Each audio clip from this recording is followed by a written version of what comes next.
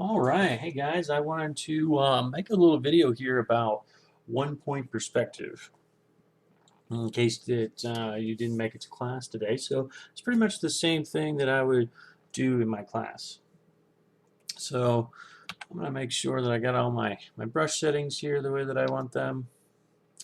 All right, so like it says, one-point perspective, exactly what it sounds like. Perspective lines originating from a single point. So the first thing that you need is a nice horizontal line across your page, and then putting a point somewhere on there.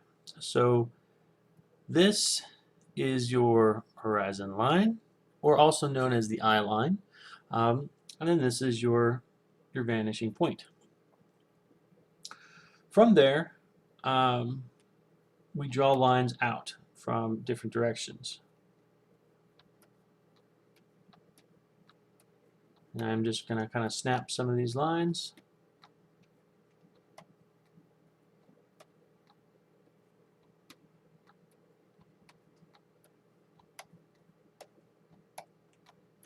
Will end up looking like a big starburst when you're done. There are actually some fancy tools in Photoshop that you can use to create this very quickly, but what we're learning how to do today is actually draw one-point perspective. Okay, some of the basics. If you just start with putting a basic shape, like this shape of a, we'll say a square, um, somewhere on the page, right? And then I'm going to put another one, um, say right here. I like to have it off to the side a little bit. Oops. This one's a little bit more like a square. That one's more like a rectangle. And then I'm going to put one right over my horizon line. We're going to talk about that here in just 1 second. Okay, so from this point, you have basically squares, which anyone can draw. It's just 4 lines. You have a horizon line, and you have a vanishing point. Now, at this point, it's just a matter of drawing a line from the corners of these boxes to that vanishing point. So this one here is almost connected, so I'm going to do that now. And what I'm going to do real quick, just so we can see this a little bit better, I'm going to turn down the opacity like this on this one, and I'm going to turn up a new layer.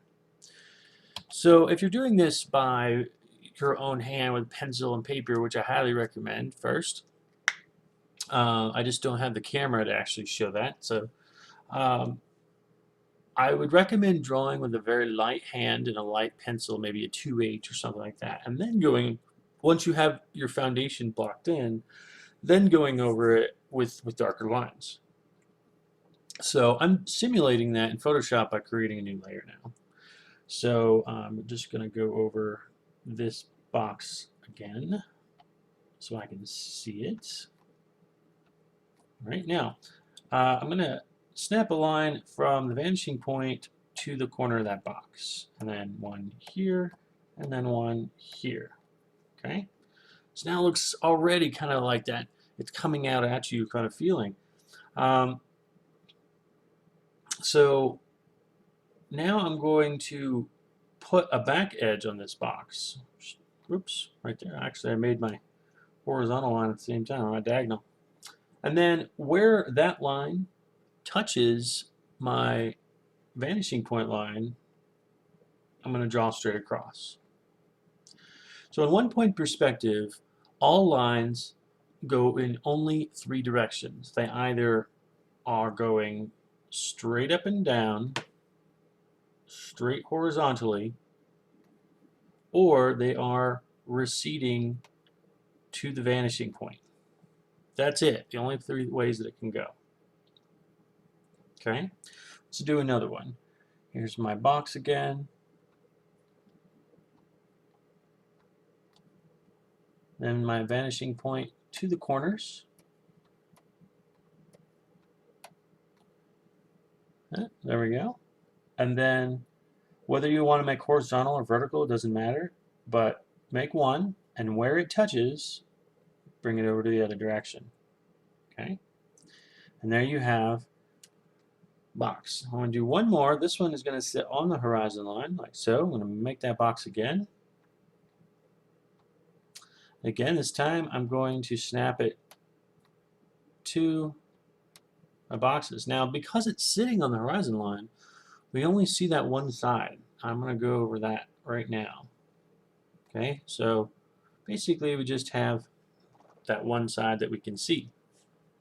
Which brings up the point that I want to make, which is anything that is above this horizon line. Remember, this is our horizon line right here, or the eye line.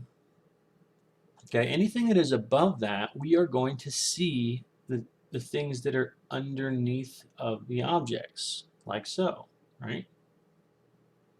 Anything that is below the horizon line, we are going to see the tops of the objects.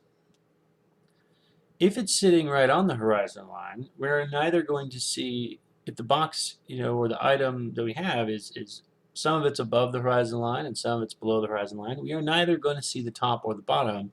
We're just going to see the side right here. Okay? Alright, that's all for this first video. I'm going to add more videos to this, but I don't want to put too much all in one video. So hopefully that was helpful. We'll come back to it.